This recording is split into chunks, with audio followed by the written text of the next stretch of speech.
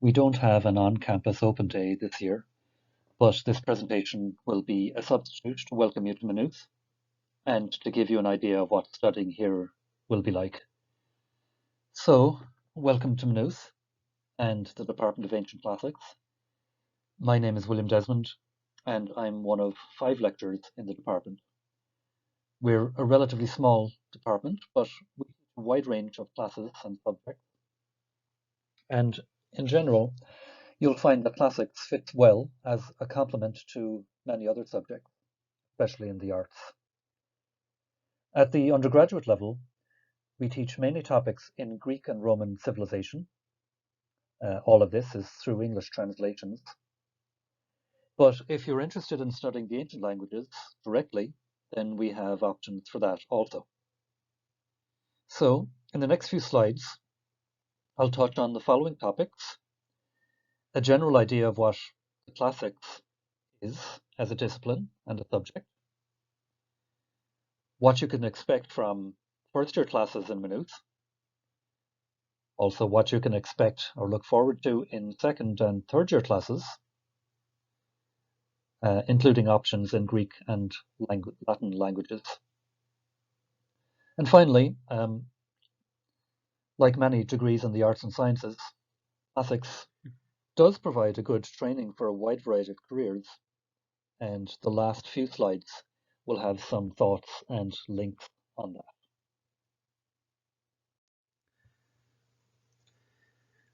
What is classics? Behind the word, there lies a whole wealth of considerations. Classics has become a very broad and dynamic discipline, which ranges from everything from archaeology and prehistory, material culture and visual art, down to politics, history and economics, and to literature, religion, philosophy, and the most rarefied theories. But the main idea with classics can be captured perhaps by looking at the map of the Roman Empire here on the slide, and the heading that classics is the interdisciplinary study of the civilizations of the ancient Mediterranean. So the Mediterranean world was a very rich and very varied one, and the classics primarily involve the study of the Greek and the Roman component of the ancient Mediterranean. These, of course, were separate civilizations. They tend to be associated together very easily, but they were very different peoples and very different cultures. But they came together under the Roman Empire here. So the culture centered around the land area of modern Greece, and that centered around the area of modern Italy, were incorporated into the vast Roman Empire that we see pictured here. But in the background, there are also many other peoples and cultures, civilizations, which also form the background to or enter into the study of the classics. So ancient Egypt, ancient Persia, the Etruscans, the Hebrews, the Germanic tribes that helped to bring about the downfall of the Roman Empire, and the Celtic societies of Gaul, northern Spain, Britain, and even Ireland. Now, this study of many different civilizations, again, focuses upon the Greek and the Roman. And in terms of disciplines, classics involves many different areas of endeavor.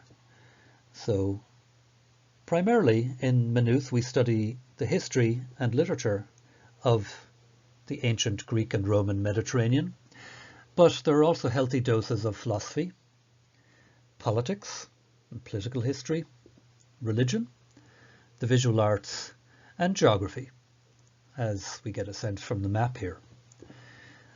So classics in the first year, and as well as in subsequent years, because of its interdisciplinary nature, makes for an excellent combination with many other subjects that you may be interested in, particularly anthropology, English, history, law, philosophy, and as well as business and science subjects.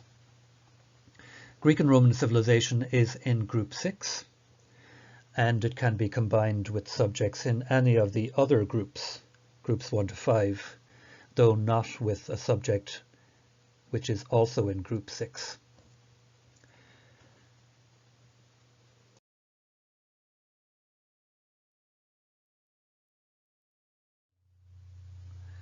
In the first semester of Greek and Roman civilization, in the first year, we survey the world of ancient Greece from its earliest period down to the golden age of Periclean Athens. So we begin with major myths of the Greek gods and heroes, and we focus especially on the hero of Homer's Odyssey, which we will read in English translation. So Homer takes his hero Odysseus all around the Mediterranean world, past islands with temptresses and monsters, and there's a slide in the upper corner of Odysseus and the Sirens as they try to board his ship and divert him from his returning home to Ithaca. But in his travels, Odysseus goes around the Mediterranean, and this allows us to explore aspects of early Greece, the emerging city-states, colonies, the way the Greeks made war. We turn then to some religious festivals and athletic competitions and the art and architecture of the Greek world. And the slide of the Athenian Acropolis gives a sense of this. We'll be looking at the the art and architecture of Athens, as well as of Delphi and of Olympia and of the Olympic Games. This brings us to the second half of the module, where we turn to the history of the classical period, and especially the history of two city-states, Sparta and Athens, which were quite different. Sparta often seen as a militaristic society, whereas Athens was a democracy and had a more varied cultural life. Together they joined to defeat the Persian Empire, which also impinged on the Mediterranean world and forms a background to Greek and Roman civilization, but was defeated by the Greeks in great battles like in Marathon. So the Persian Wars will form part of our study of the classical period, as well as will Greek social values. So in all, the first semester, from myth to history in the Greek world, will give a good holistic and interdisciplinary introduction to Greek civilization, which was foundational for many aspects of later Western culture. Here is just a repetition of what I said in the last slide, number 5, just the major points of what's covered in the first semester of the first year. We look at some Greek mythology, in particular Homer's Odyssey. We look at artistic and religious centers of the Greek world, especially Delphi and the Athenian Acropolis.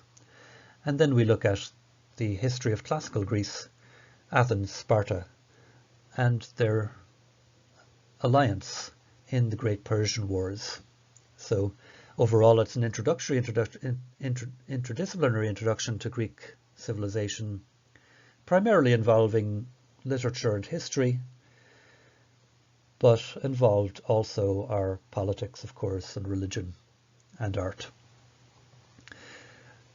I have a YouTube video here, not done by me or by the department, but which gives a great overview of the Greek world and a flavour of some of what we do in GC 151. We cover it in more detail and at more length and at more leisure. But there are great visuals here, and it gives you a sense of the how interesting the Greek world was in itself. So if you click on it or paste it into your browser, hope you enjoy.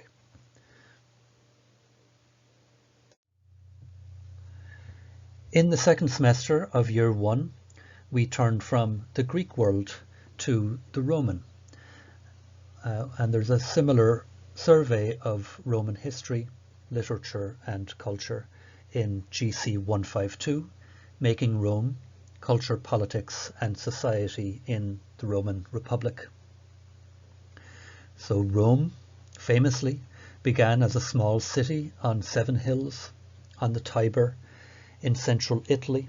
It was a small city, didn't seem destined for world greatness, but over the centuries it did expand, and it came to dominate the entire Mediterranean, from Scotland to the Sahara, and from Spain to Syria and beyond.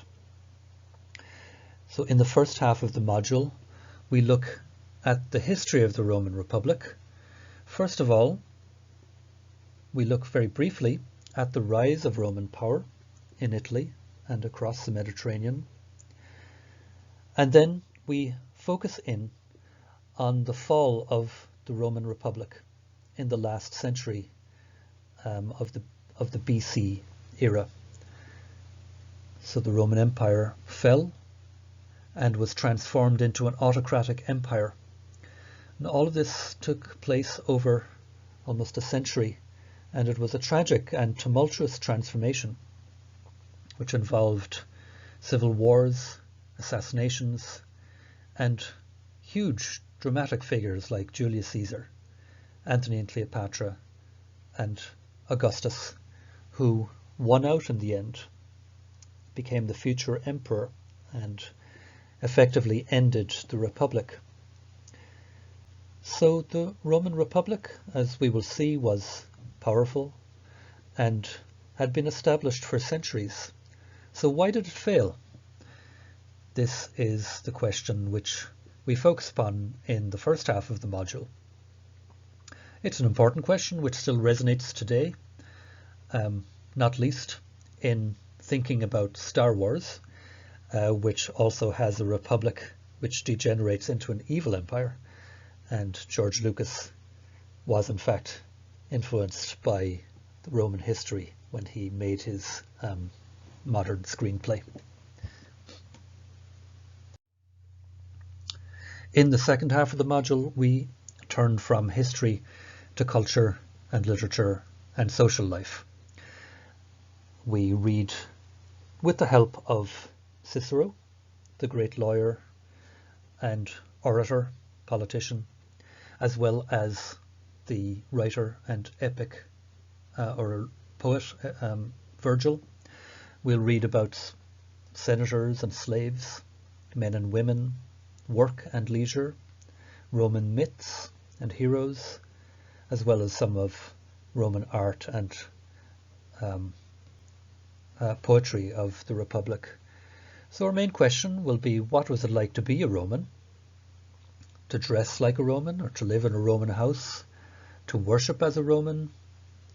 What did the Romans read and think about? So these questions involve a range of topics, again showing the interdisciplinary nature of classics.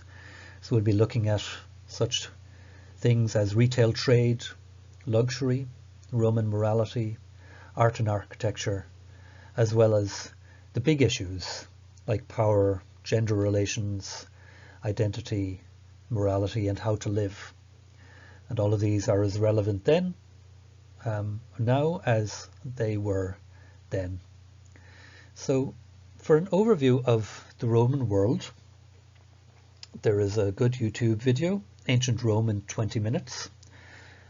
And again, this will give a flavour of what we cover in GC 152, but we'll be doing so in some more detail and at more leisure. So if you have a look at that, hope you enjoy it. And again, it'll give a flavour of what we ourselves do in the second semester of the first year in Greek and Roman civilization. Here is a detailed overview of classes that you can look forward to in second and third year. In year 2, as you can see, There are classes in mythology and literature, both Greek and Roman, namely Greek mythology, studied through the lens of Greek epics and visual art and archaeology, architecture. Also Greek tragedy, and finally the Roman writer Ovid, whose Metamorphoses are a great anthology of ancient myth.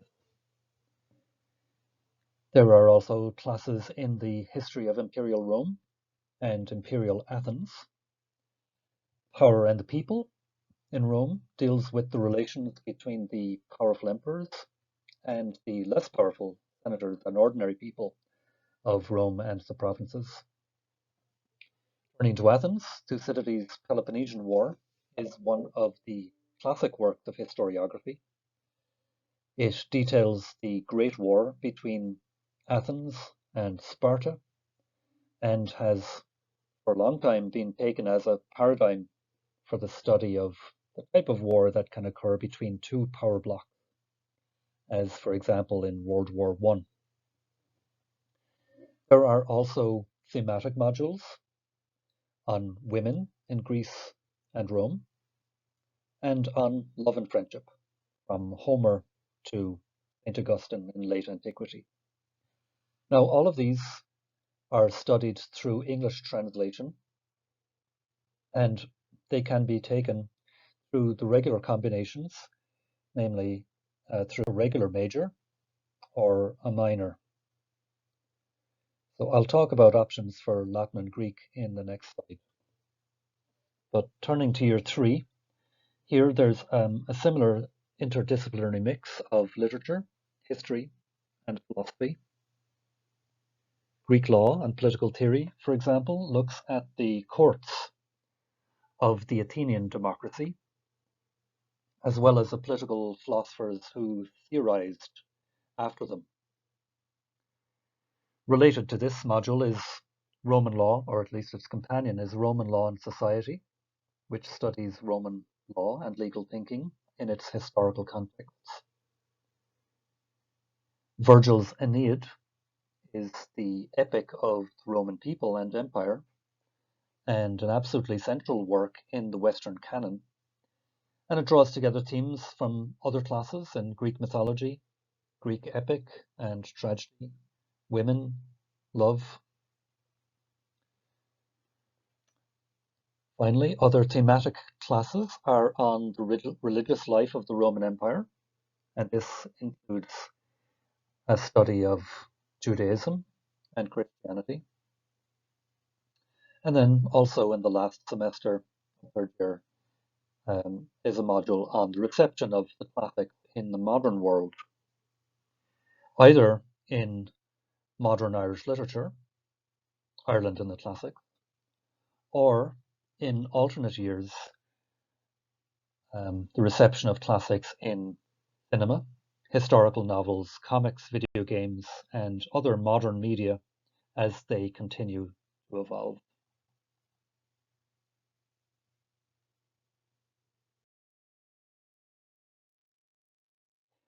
If you love languages and linguistics, then Greek and Latin are, if I can say so, absolutely fundamental. It's here that many people first really learn grammar and linguistic structures, and through this gain a facility with language that improves their use of English also. There are reasons to study Greek and Latin in addition to purely linguistic facility. Greek is the oldest living vernacular in Europe, and Latin was for many hundreds of years, well into the modern period, essentially the language of Europe. All European civilizations is in debt to both Greek and Latin in literature, politics, law, science, philosophy. So many of our words and thoughts are influenced by the ancient languages. So, studying those languages in the original and directly is not time lost or wasted, but will remain with you when many other topical issues have long been forgotten. So how it works is that in second year, you can take introductory Latin for 10 credits a semester, or you can take Greek for 5, or you can do both if you do a single major. Now the Latin sequence requires double time like this, double credits, so that over the year you will gain a thorough grounding in the language, and so that if you decide to continue on into the third year modules, you will be able to read a variety of original works directly. So if you continue on to third year in Latin, there will be 4 modules of 5 credits each. In the first semester, there is literature of the Roman Republic, both in prose and poetry. And in the second semester, literature of the empire, again divided between prose and poetry. So in these third year modules, you can go to the source for some of the authors that are covered in translations in the civilization modules. For example, Cicero and Caesar, or Catullus, Virgil, and Ovid. The Greek sequence is less extensive, but is designed to give you a thorough grounding in the language over a space of 4 semesters in years 2 and 3.